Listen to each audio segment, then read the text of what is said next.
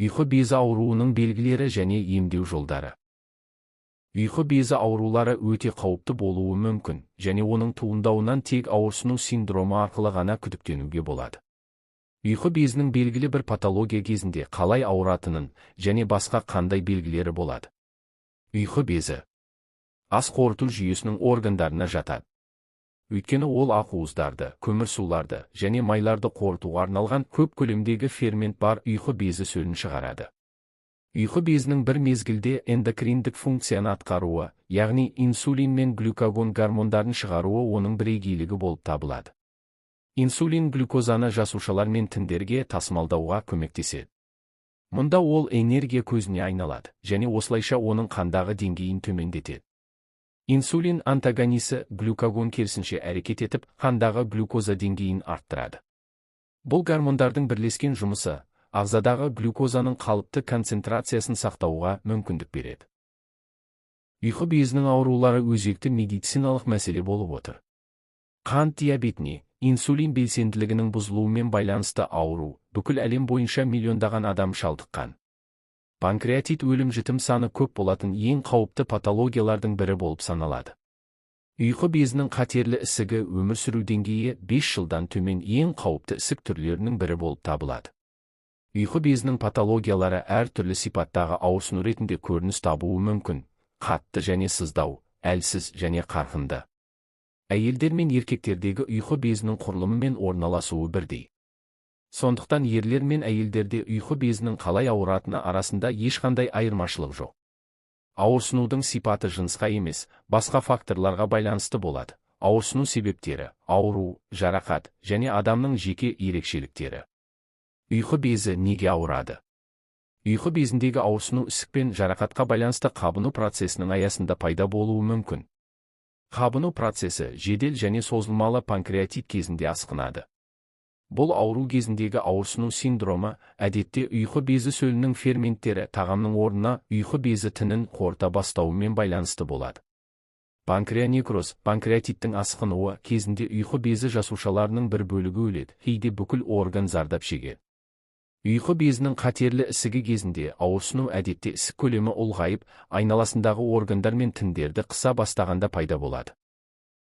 Ұйқы безі ауруларының асқынуын тудыруы мүмкін бірнеше фактор бар. Біркелкі тағам, фастфуд пен майлы тағамды жиі тұтыну. Алкогольді ішімдікті шамадан көп мөлшерде ішу. Темекі шегу. Кейбір дәрі-дәрмекті бақылаусыз қабылдау, ішке қабылдайтын контрацептивтер, антибиотиктер, зәр айдау құралдары. Паразит зақымдауы. Созылмалы панкреатиттің 60-70% алкогольге байланысты туындайды. Ал темекі шегу алкогольдің ұйқы безіне кері әсерін күшейтеді және аурудың асқыну қаупін арттырады. Егер ұйқы безінің қатерлі ісігі туралы айтатын болсақ, онда шамамен ауру анықталған жағдайдың 10%-ында ауру тұқым қуалайтын бейімділікке байланысты болса, 90% қант диабеті, созылмалы панкреатит, темекі шегу, D3 витаминінің жетіспеушілігі сияқты басқа факторларға байланысты дамиды. Ұйқы безі қалай ауырады? Ұйқы безінің көптеген ауруларына ауырсыну тән. Көбінесе ауырсыну ошағы сол жақ қабырға астында және эпигастри аймағында орналасады. Бірақ адам арқамен жатқан кезде ауырсыну белге қарай ығысып, күшейе түсетін жағдайлар да кездеседі. Ешкім тек ауырсыну синдромы негізінде диагноз қоя алмайды. Бұл кешенді зерттеуді қажет етеді. Дегенмен дәрігер ұйқы безінің қалай ауыратынына байланысты белгілі бір проблеманы болжауы мүмкін. Қатты ауырсыну. Көбінесе қатты ауырсыну сол жақ қабырға астында және асқазан аумағында пайда болады, белде және арқада болуы мүмкін немесе бүкіл денені қамтуы мүмкін. Мұндай ауырсыну әдетте жедел панкреатит және созылмалы панкреатиттің асқынуы кезінде пайда болады, ал алкоголь мен майлы тағамдар асқынуды өршітуі мүмкін. Панкреатит кезінде ауырсыну әдетте тұрақты және ауырсынуды басатын және спазмолитиктерді қабылдағаннан кейін бәсеңдемейді. Бірақ денені алға еңкейтсе немесе іштің жоғарғы бөлігіне салқын нәрсе қойса, ауырсыну синдромы әлсіреуі мүмкін.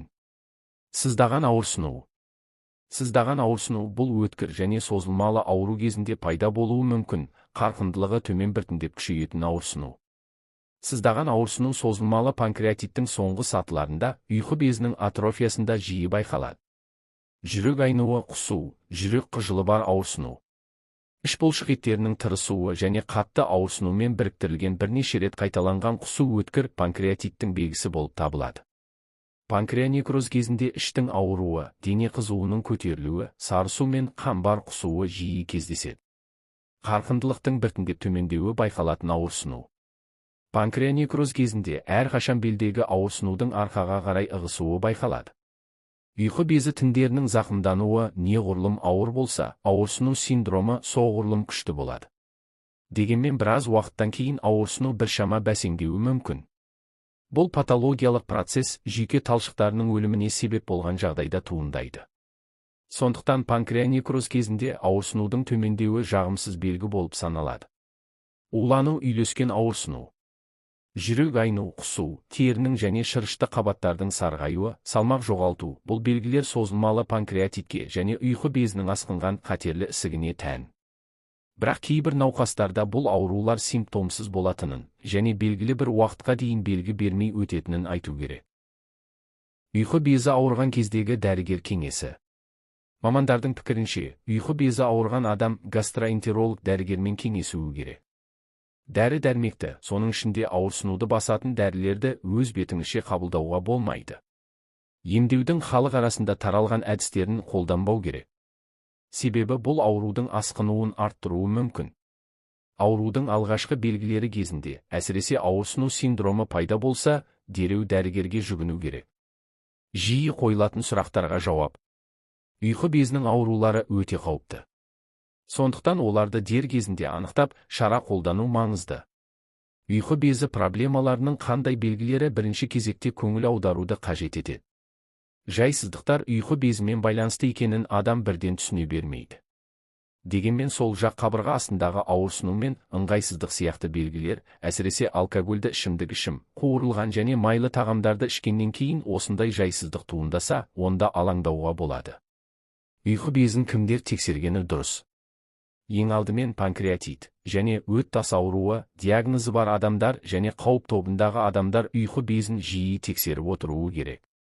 Ұйқы безі аурулары кімдерде туындау қаупі жоғары? Бұл өт тас ауруымен ауыратын науқастар, сондай-ақ алкогольді ішімдікті жиі шамадан тыс тұтынатын, дәрі-дәрмекті бақылаусыз қабылдайтын, артық салмағы бар және қимылы аз өмір салтын ұстанатын адамдар. Видео ұнаса арнама тіркеліп, өз пікіріңізді білдіре кетіңіз. Сіздің пікіріңіз біз үшін өте маңызды. Рахмет.